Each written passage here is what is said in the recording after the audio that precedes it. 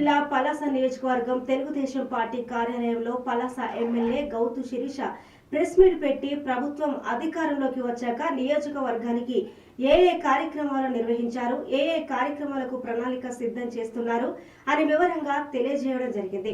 గత ప్రభుత్వంలో అభివృద్ధి జరిగింది ఏమీ లేదు అని అన్నారు.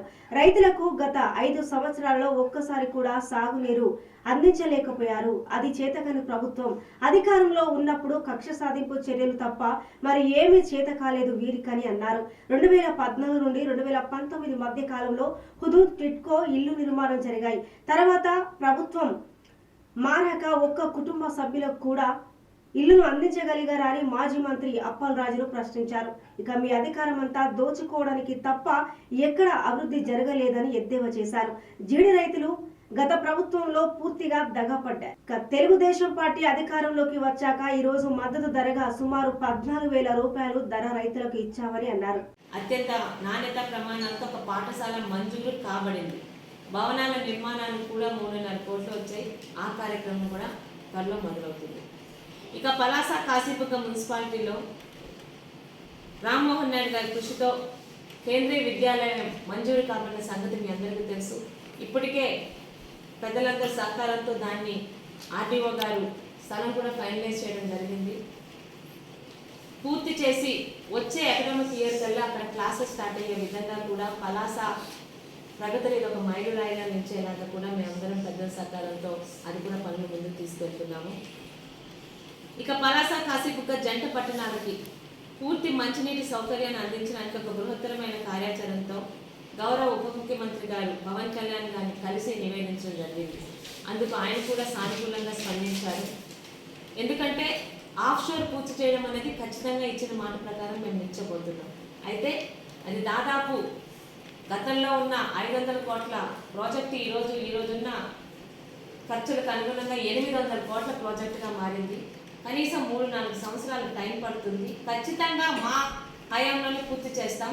అయితే ఈ లోపల పలాస మున్సిపాలిటీకి కాశీబుగ్గ పలాస మున్సిపాలిటీకి మంచినీటి కొరత రాకుండా పవన్ కళ్యాణ్ గారికి ఇచ్చిన నివేదిక అదే. ఉద్దానం మంచినీటి ప్రాజెక్ట్ ద్వారా మేము మీకు అమౌంట్ కడతాము, పలాస కాశీబుగ్గకు కూడా మాకు మంచినీటి సౌకర్యం ఇవ్వాలని దానికి ఆయనకు సానుకూలంగా స్పందించడం జరిగింది. అదే నివేదిక మున్సిపల్ శాఖ మంత్రి నారాయణ గారు కూడా ఇవ్వడం జరిగింది. ఆ ఇద్దరి సహకారంతో త్వరలో అది కూడా ఆ మంచినీటి కొరత కూడా పలాస మున్సిపాలిటీ కాశీబుగ్గ మున్సిపాలిటీ ప్రజలకు కూడా ఇబ్బంది లేకుండా చూస్తామన్న మాట పెద్దల సమక్షంలో ఇవ్వడం జరుగుతుందండి. ఇక మన మున్సిపాలిటీకి అత్యంత చేరువలో ఉద్యోగస్తులకు అన్ని రకాల వర్గాలకు ముఖ్యంగా మధ్యతరగతి వారికి అందుబాటులో ఉండేలా ఒక పెద్ద లేఅవుట్ని 2 రోజుల క్రితమే సుధా అధికారులు వచ్చి చూడడం జరిగింది. మన మీడియా మిత్రులు కూడా అక్కడ ఉన్నారు. ఇతర లేఅవుట్స్ కన్నా చాలా తక్కువ ధరతో కంప్లీట్గా ఒక మోడ్రన్ పలాసకు ఒక కొత్త ముఖ చిత్రంతో ప్రతి ఒక్కరికి అందుబాటులో ఉండేటట్టు హైవేకి పక్కన అన్ని రకాల హంగులతో ఈరోజు పట్టణాల్లో పెద్ద పెద్ద లేఅవుట్స్లో ఎలాంటివైతే ప్రతి ఒక్క ఫెసిలిటీస్ ఇస్తున్నామో అండర్ గ్రౌండ్ డ్రైనేజ్తో పాటు 80 ఫీట్ రోడ్స్ 40 ఫీట్ రోడ్స్తోని పార్క్స్తోని ప్రతి ఒక్కటి ఇస్తూ ఆ కార్యక్రమం ఒకటి మొదలవుతుంది. దానికి ఆల్రెడీ వెబ్సైట్స్ ఓపెన్ చేశారు.